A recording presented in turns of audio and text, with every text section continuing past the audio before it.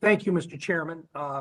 Let me just begin by saying I appreciate the opportunity to participate this way, and I'd like to focus on inflation and the causes of it. And I'd like from our witnesses to talk a little bit about the differences between what may very well be demand side challenges versus supply side. My constituents in South Dakota, like Americans across the country, are being squeezed by higher prices across the board. Consumer prices in January were up 7.5% from a year ago. Energy prices overall were 27% higher in January than they were 1 year earlier. And electricity prices have jumped 10.7%.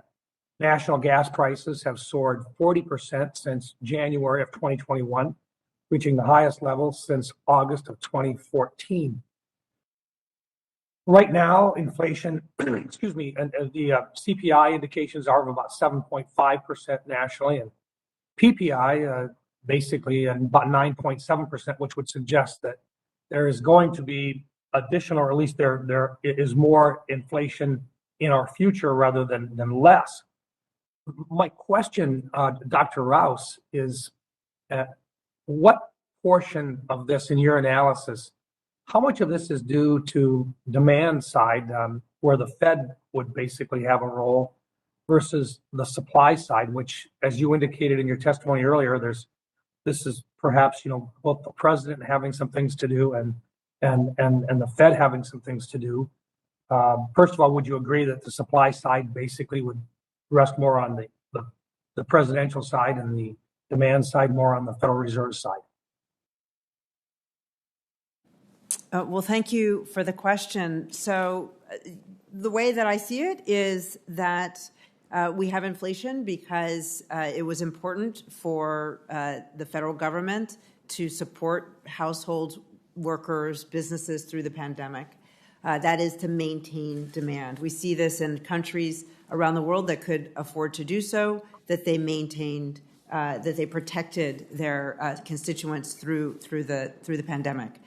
Supply wasn't able to accommodate that demand, and inflation fundamentally comes when you have a mismatch between supply and demand. So, there have been various estimates that have been put out that what we say the confidence interval is very wide, but we know that as we get through the pandemic, we will see regulation in both of them.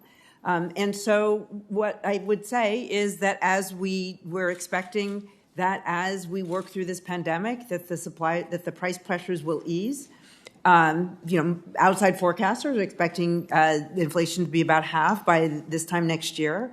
Dr. Rouse, if I could, I really didn't mean it to. It's not intended as a gotcha question. I'm just curious. When we talk about inflation, we know that it's both sides, and look, we recognize that we did what we could during the pandemic to be able to make sure that our economy could recover as quickly as possible. My question is just right now with inflation where it's at, how do we go about addressing it? If we're serious about addressing it, how do we do that if we can't determine how much the Federal Reserve should do versus how much the administration should do? And that's my question is if you don't have that information or if that's not part of the studies, why not? So the Federal Reserve is an independent agency, and this is, they are studying, and they will determine the speed and the size of their response. I will note that on the fiscal side, that the fiscal impulse has already turned rather negative. So we are already not putting as much, fiscal resources into the economy, which will actually be slowing down the economy relative to where it has been over the last 2 years. And we expect that as people come back into the workforce, as the pandemic is under control, that will ease some constraints. Getting people back to work will help on the supply side. And as the pandemic is addressed around the world in particular, that will help bring more goods as well. So there is a role to play for the Federal Reserve and in terms of fiscal policy in helping us to normalize through this pandemic. I might... Senator, let me just say a couple words, if I might, if that's okay. Thank you very much. I appreciate it. My only concern on this is that I really think it's difficult to bring this under control if we don't recognize how much of this is actually due to supply side issues versus demand side. And I think part of that is the cost of petroleum, which is going to impact everybody.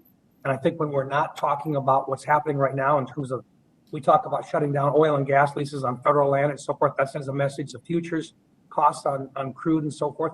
That may very well work well for Mr. Putin, because right now he's getting record profits out of the oil and gas that he's producing, while at the same time back here at home, what we're seeing is increasing prices for our consumers. I just think that needs to be taken into account, and it may not be a popular thing to talk about right now with the administration. I think the American people should understand that a lot of the inflationary trends that we're seeing are due to the inflationary pushes on the supply side, which is restricting the ability of us to have fuel prices right now down where they were a year or a year and a half ago. And I am kind of surprised that the split between the supply side and the demand side has not been a little bit more of the discussion that we should be having if we really want to get it under control. But Mr. Chairman, my time has expired. Dr. Bernstein, thank you, Senator Rouse. Dr. Bernstein, please answer briefly. I'll try to be brief, because I actually like the way you teed the question up, and I think that our view reflects much of the way you frame this, in the sense that both demand and supply are clearly playing a role. The Federal Reserve, of course, works more through the demand channel, and as you suggested, our work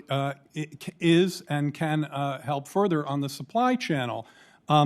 The answer to the question of how much should each should do everything it can until inflationary pressures normalize. What that means on the side of the government, and Congress definitely has a very important role to help here, is to focus on the near, medium, and longer-term supply chain constraints. And the near term, as I've mentioned, we've intervened extensively in the ports through trucking.